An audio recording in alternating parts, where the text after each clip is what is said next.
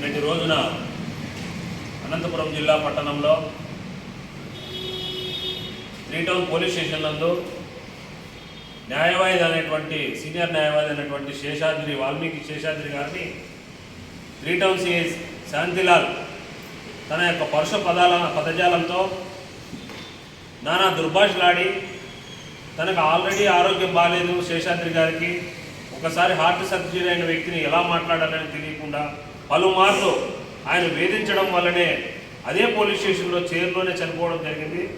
ఇందుకు బాధ్యులుగా ఖచ్చితంగా శాంతిలాల్ గారిని సస్పెండ్ చేసి శాఖాపరమైన చర్యలు తీసుకోవాలని చెప్పి ఈ అనంతపురం జిల్లా ఎస్పీ గారిని మళ్ళీ కర్నూలు జిల్లా ఎస్పీ గారిని బార్ అసోసియేషన్ వాళ్ళందరినీ రిక్వెస్ట్ చేశాం. ఈ కర్నూలు జిల్లా న్యాయవాద సంఘం కూడా మొత్తం రాష్ట్ర వ్యాప్తంగా ఆ న్యాయవాదికి అండగా నిలవాలని చెప్పి పిలుపునిస్తున్నాం. ఈ కర్నూలు జిల్లా అయితే రాయలసీమ జిల్లాలో ఉన్నటువంటి ప్రతి ఒక్క న్యాయవాది కూడా ఈ వాల్మీకి బిడ్డకు జరిగిన అన్యాయం ఒక న్యాయవాదికి జరగకూడదంటే ఖచ్చితంగా దీనిపైన గలమెత్తి మాట్లాడాల్సిన అవసరం ఎంతైనా ఉంది. ఈ విషయాన్ని రాష్ట్ర డీజీపీ గారు అయినటువంటి తిరుమలరావు గారి దృష్టికి కూడా తీసుకుని వెళ్తాం.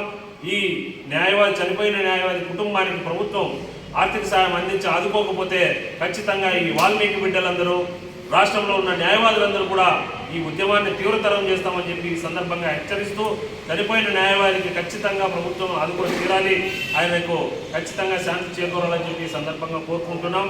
ఈ బాధితులు ఎవరైతే శాంతిలాల్ గారు సిఐ గారు ఆ స్టేషన్ సిబ్బంది ఎవరైతే ఉన్నారో వారిపైన ఖచ్చితంగా సస్పెన్షన్ ఆర్డర్స్ 24 అవర్స్లో జారీ చేయాలా, లేదంటే ఈ అనంతపురం జిల్లా ఎస్పీ ఆఫీస్ని ఖచ్చితంగా ముట్టడిస్తామని చెప్పి ఈ సందర్భంగా వాల్మీకి సంఘాలు బహుజన సంఘాలు అన్నీ కూడా ఏకమై ఈ సందర్భంగా ప్రశ్నిస్తున్నాం. జై హింద్, జై వాల్మీకి.